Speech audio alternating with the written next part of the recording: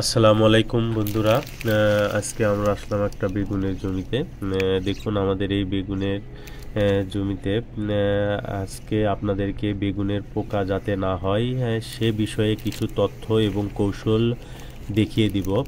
প্রথমে আমাদের বেগুন সম্পর্কে কিছু বলি। আমাদের এই বেগুন এর নাম মেন্টার বেগুন।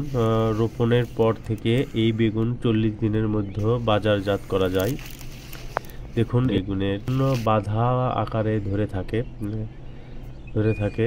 আপনাদেরকে এই বেগুন সম্পর্কেও বলে দেব। আশা করছি আপনারা পুরো ভিডিও দেখবেন। আর আমাদের চ্যানেলে যদি নতুন দর্শক হয়ে থাকেন অবশ্যই চ্যানেলটি সাবস্ক্রাইব করে পাশেই থাকবেন। দেখুন কি পরিমাণ বেগুন হয়েছে।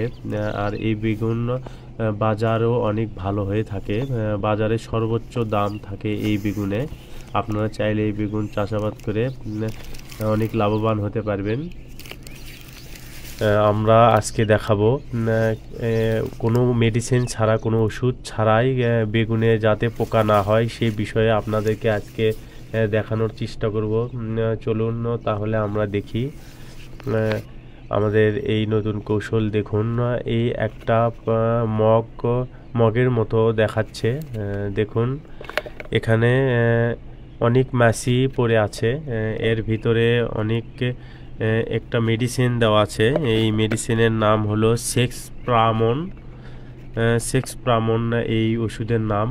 কারণ এই ওষুধ দেখুন ওই বোতলের মাঝখানে মাছ বরাবর লটকানো আছে একটা সুতো দিয়ে।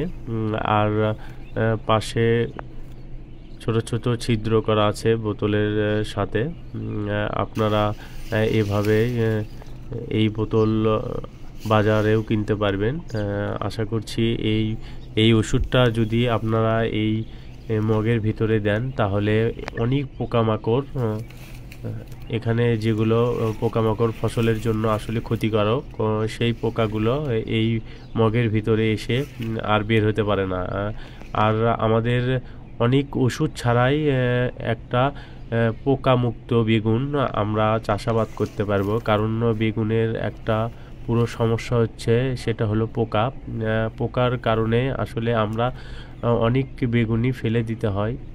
আপনারা দেখতেই পারছেন এই মগটা কি ধরনের, কি আইটেমের একটা মগ। এর ভিতরে আসলে অনেক পোকায় জমা হয়ে থাকে। আপনার ক্ষতিকারক পোকাগুলো সবগুলো এর ভিতরে যায়।